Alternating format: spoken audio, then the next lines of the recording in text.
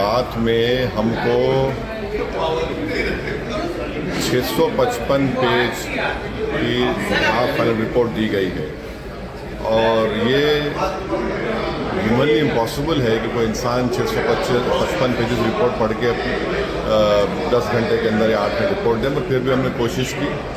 हम अपनी research report दिए हैं इस बिल के ख़िलाफ़, इसके अमेंडमेंट्स के ख़िलाफ़, जो हम समझते हैं कि ये वफ़ के लिए फ़ायदेमंद नहीं रहेंगे बल्कि वफ़ को बर्बाद कर देंगे।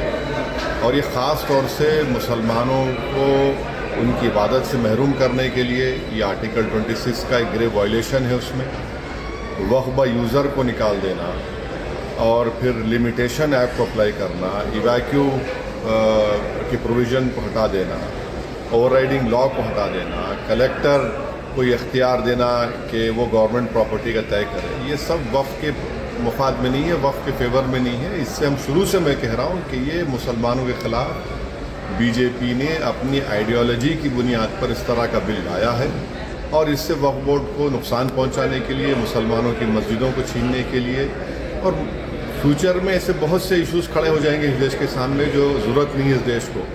मगर हमने पूरी कोशिश की इस कमेटी में रहकर अपने दलील से क़ानून का इस्तेमाल करके, अब पार्लियामेंट में जब ये बिल लाया जाएगा हम वहाँ पर भी इसकी मुखालिफत करेंगे और ज़रूरत पड़ी अगर हमारे बड़े बोलेंगे तो हम आवाम में भी जाकर इसका एहतजाज करेंगे। सर मतलब अगला स्टेप पार्लियामेंट में बिल आने के बाद क्या होगा सर अगले स्टेप? पार्लियामेंट में जब ये बिल आया जाएगा तो उस वक्त पार्लियामेंट में डिबेट होगी। हम तो शुरू से इस अमेंडमेंट्स के ख़िलाफ़ हैं, हम डिसेंट रिपोर्ट भी दे रहे हैं। पार्लियामेंट में भी हम फिर से अपनी आवाज़ को उठाएंगे ताकि देश की जनता को मालूम हो सके कि किस तरीके से एक ही समुदाय को टारगेट किया जा रहा है।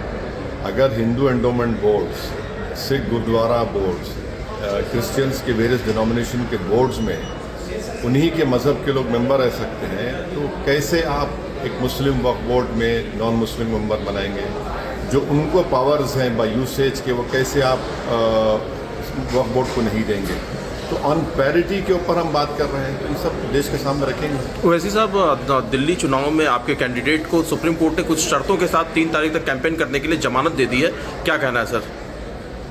सुप्रीम कोर्ट ने उनको इजाज़त दी है ताहिर हुसैन साहब को, वो अपनी इलेक्शन कैंपेन करेंगे मुस्तफ़ाबाद में और हमको यकीन है कि मुस्तफ़ाबाद की जनता के वो लोकल कैंडिडेट वही है और उनको पूरा साथ मिलेगा और मुस्तफ़ाबाद को डेवलप करेंगे। और जिन्होंने वहाँ की जनता को तकलीफ़ दी, पीने के पानी का कोई इंतज़ाम नहीं है, कचरा भरा हुआ है, ड्रेन्स उबल रही हैं,